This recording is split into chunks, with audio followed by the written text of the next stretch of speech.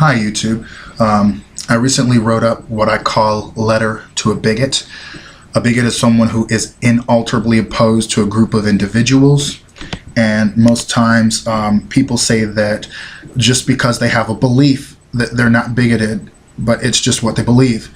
However, when they are acting on that belief in the public arena as far as limiting the rights of individuals, it is their actions that make them a bigot. It is not their beliefs. I can believe that something is morally wrong, but if I can believe that pedophilia is wrong, but if I go out and use information given to me by my neighborhood to harm a sex offender who was convicted of pedophilia, then that is what is charged as a crime. Not my simple belief that they should be castrated, for example. Let's say that, although that won't do anything to them entirely as far as that attraction to children is concerned. So that's my definition. That is a difference between a belief and a person who is a bigot. Let me read out the letter. Dear Bigot, let me say this prior to anything. I'm not a God hater. I do not hate Christians. I don't hate the truth. What I do hate is people using misinformation to harm a minority. What I hate is using junk science to tell people that gay couples can't raise a child in a great environment. The same people that do that oppose marriage rights, oppose civil unions, or any kinds of relationship recognition. I hate that when people compare me loving a man who is close to my age to marrying a child. Pedophiles already marry, they just do not marry children. Necrophiliacs marry, but they cannot marry a corpse. Animals cannot be married to humans. Well, one man in Kentucky married his horse, but I don't think it was valid. Polygamous marriages happen, but only one partner is recognized legally. Like with gay couples, it does not stop people from living together, they just aren't recognized as a unit in the eyes of the law. When you place your religious beliefs above my right to live a life that is an ordinary civic life, you show your true colors. That you don't appreciate the Constitution, that you only want to mandate what I live according to your principles because you hold them. Your leaders have said that religious freedom does not cover atheist, progressive clergy that want to marry gay couples, religious gays or non-religious gays, Muslims, and anything that is not Christianity based. You are wrong.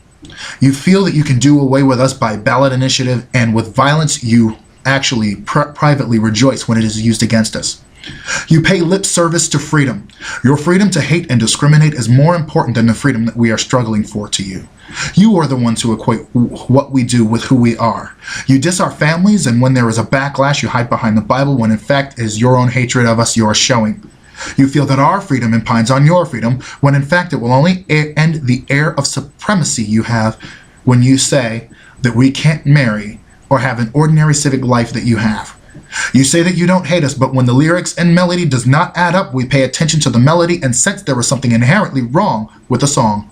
You claim to love the sinner and hate the sin, but the fact that you rail against every single freedom we fight for shows that you hate us just as much as you perceive the sin. You tell us that our love can be strong, but it is not a family.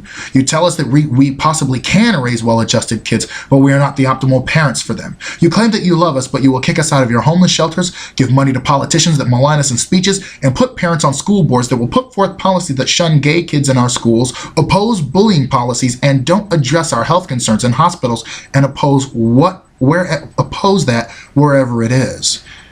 You claim that you are being unjustly maligned and want people to respect your opinion when in fact your side pickets General Mills because they've taken a stand against the Minnesota marriage amendment, and tell people in companies when they take a stand and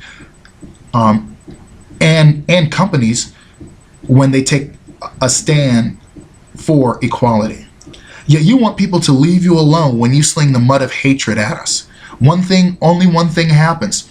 You are muddied, and you no longer have ground to stand on anymore.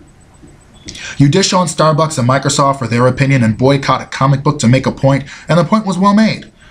Starbucks and Microsoft stock shot up, and the comic book sold out. Gay people buy coffee and computer programs as well as comics. You rejoice when a gay kid, a gay adult, kills themselves.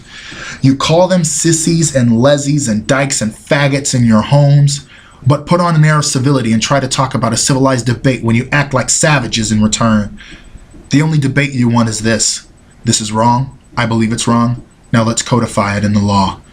We are to turn the other cheek when you strip us of our life, and if you could, and use the law against us, and applaud when we're kicked out of restaurants, and call the police when we're sitting down, and showing affection to our partners like any other couple. And even at times you rejoice when the police do nothing to help us. You claim homosexuality is the destructive force which ends gay people's lives, but you never look inward and say what your words have done to make this epidemic possible. You want to put us behind electric fences and want to segregate us, but the truth is that we will be here no matter what you do to us. You can do all that you can to deny us our humanity, but we will press forward with every lawsuit, every legislative session, every protest, every means available to us to deny your denial of our humanity.